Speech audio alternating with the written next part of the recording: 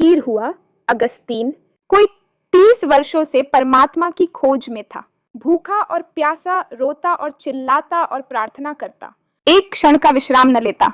जीवन का कोई भरोसा नहीं है, परमात्मा को पा लेना है। तो सब भांति के उपाय उसने किए।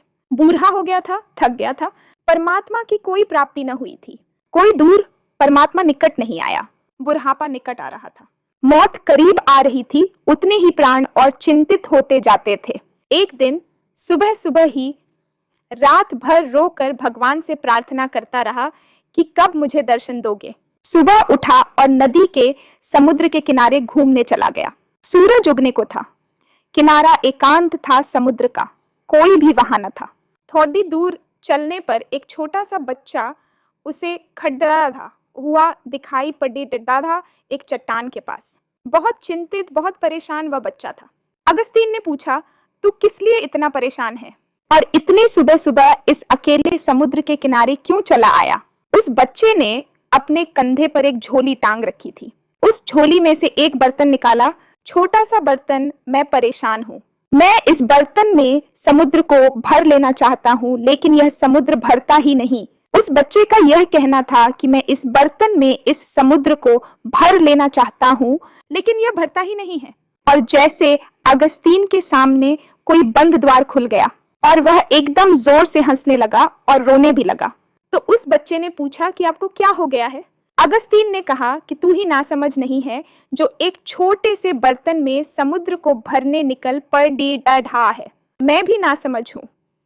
मैं अपनी छोटी सी बुद्धि में परमात्मा को पकड़ी डेढ़ने चला था। मैं अपने छोटे से मस्तिष्क में सत्य को समाने निकल पड़ी डेढ़ा था। अगर तू नासमझ है तो मैं और भी ज्यादा नासमझ हूँ। समुद्र की तो फिर भी सीमा है और समुद्र की भी सीमा है, लेकिन मेरी बुद्धि की तो सीमा है और परमात्मा की कोई सीमा नहीं। मैं तुझसे भी ज्यादा ना समझ रहा। 30 वर्ष मैं पागल था कि मैं ईश्वर को जानने चला था।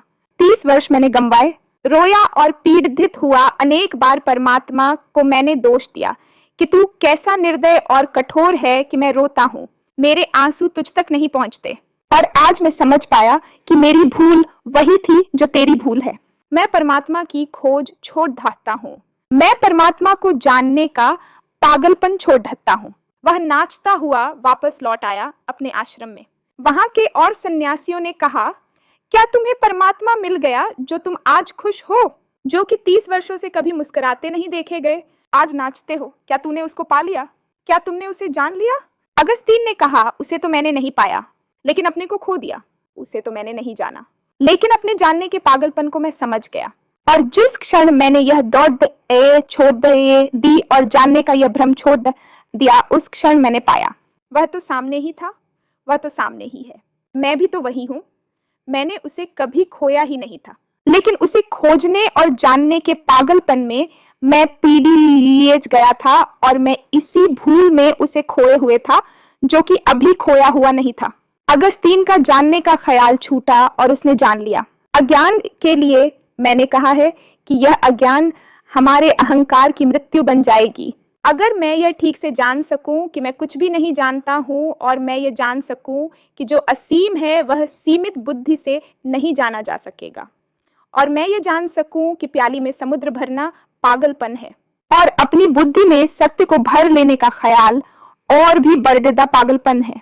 अगर यह मुझे दिखाई PDDDH जाए तो मैं तो गया, मेरी सामर्थ्य तो मिट गई, मैं तो रिक्त और शून्य हो गया।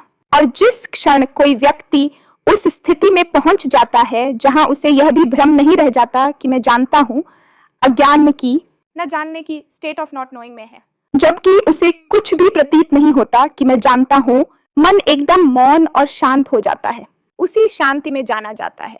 अज्ञान ज्ञान का द्वार है, अज्ञान का बोध। लेकिन हम सारे लोग अज्ञान को ढांक लेते हैं उधार ज्ञान से। अज्ञान तो भीतर बना रहता है, ज्ञान बाहर से इकट्ठा कर लाते हैं और उस ज्ञान के ऊपर छा जाता है हमारा अज्ञान के ऊपर।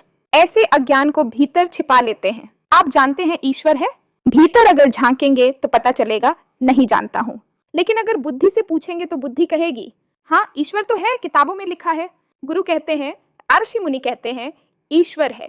जब तक कोई और कहता है ईश्वर है, तब तक आपके लिए ईश्वर नहीं है। जिस दिन आपके प्राण जानेंगे उसी दिन होगा, उसके पहले नहीं हो सकता।